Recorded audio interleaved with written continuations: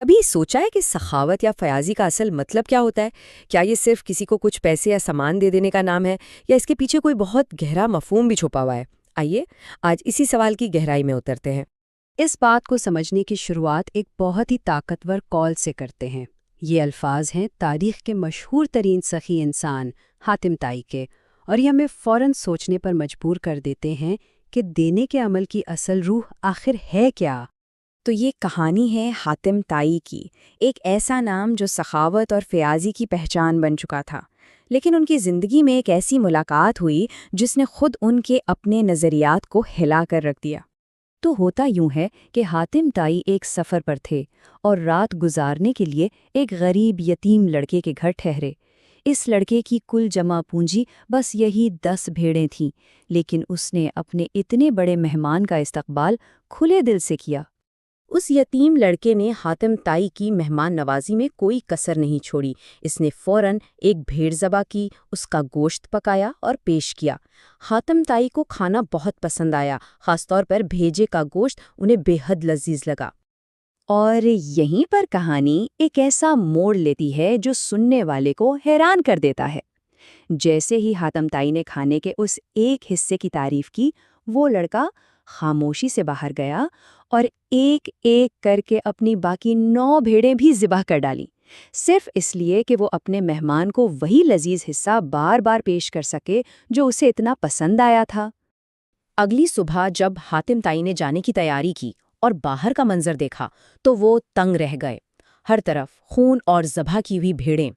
انہوں نے حیرانی سے پوچھا کہ اس نے ایسا کیوں کیا؟ لڑکے کا جواب اس کی پوری سوچ کی عکاسی کرتا تھا۔ اس کے لیے مہمان کی خواہش پوری نہ کرنا ایک عرب کے لیے شرم کی بات تھی۔ اب یہ کہانی صرف ایک واقعہ نہیں ہے، بلکہ یہ ہمیں ایک خاص اخلاقی سوچ کی طرف لے جاتی ہے جو ایسے عمل کی بنیاد بنتی ہے۔ تو آئیے دیکھتے ہیں کہ اس کے پیچھے کون سے اصول کام کر رہے تھے۔ اسلامی تعلیمات میں سخاوت کی تعریف بہت دلچسپ ہے۔ یہ صرف یہ نہیں کہ ہمارے پاس جو فالتو ہے وہ کسی کو دے دیں، نہیں، اصل سخاوت تو یہ ہے کہ ہم اپنی ضرورت کی چیز کسی دوسرے ضرورت مند کو دے دیں۔ یہ ذاتی قربانی کا عمل ہے۔ اس بات کو اور اچھی طرح سمجھنے کے لیے سخاوت کا موازنہ اس کی ضد یعنی بخل یا کنجوسی سے کرتے ہیں۔ سمجھیں یہ ایک ہی سکے کے 2 رخ ہیں۔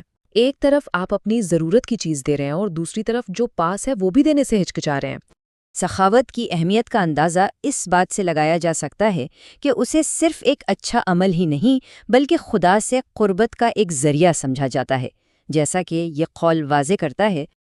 اچھا، یہ تو ہو گئی پرانی کہانیاں اور اصول، لیکن سوال یہ پیدا ہوتا ہے کہ کیا آج کی دنیا میں، ہمارے جدید معاشرے میں یہ حکمت اب بھی قائم ہے؟ کیا لوگ آج بھی اسی جذبے سے دیتے ہیں؟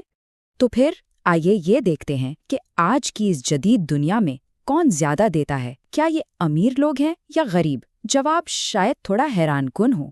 تو دیکھیں یہ اعداد و شمار کیا کہتے ہیں۔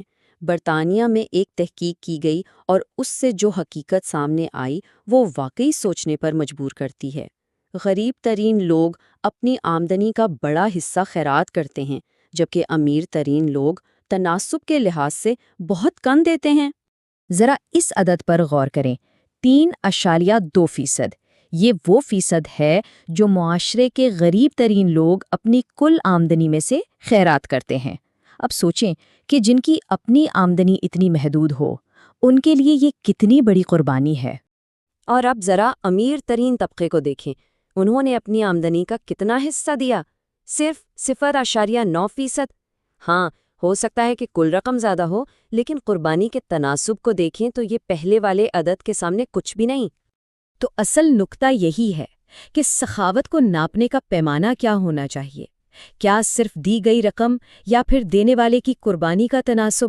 یہ ڈیٹا تو یہی بتاتا ہے کہ قربانی کے لحاظ سے غریب کئی زیادہ سخی ہیں۔ تو اب تک ہم نے جو کچھ دیکھا، حاتم طائی کی کہانی، سخاوت کے اصول اور آج کی دنیا کے اعداد و شمار، ان سب کو جوڑ کر سخاوت کی ایک بڑی تصویر کو سمجھنے کی کوشش کرتے ہیں۔ تو ہمارے سامنے سخاوت کے 4 الگ الگ زاویے آئے۔ ایک تو اس یتیم لڑکے کا نظریہ جس نے اپنا سب کچھ قربان کر دیا۔ دوسرا حاتم طائی کا جو اپنی بے انتہا دولت کا ایک حصہ دیتے ہیں۔ تیسرا جدید ڈیٹا کا جو بتاتا ہے کہ اصل چیز تناسب ہے، رقم نہیں۔ اور چوتھا ایک لکڑہارے کا، جو خودداری اور خود انحصاری کی بات کرتا ہے۔ یہ آخری نقطہ ایک اور دلچسپ کہانی سے آتا ہے، جہاں ایک لکڑہارے نے حاتم طائی سے کھانا لینے سے انکار کر دیا اور کہا کہ وہ اپنی محنت سے کمانے کو ترجیح دیتا ہے، اور یہ بات ہمیں ایک آخری گہرے سوال پر لا کر کھڑا کر دیتی ہے۔ کیا حقیقی سخاوت صرف کسی کو کچھ دے دینا ہے، یا پھر کسی کو اس قابل بنا دینا کہ اسے کسی سے مانگنے کی ضرورت ہی نہ رہے؟ شاید یہی وہ سوال ہے جو ہمیں بتاتا ہے کہ فیاضی کا تصور کتنا وسیع اور گہرا ہے۔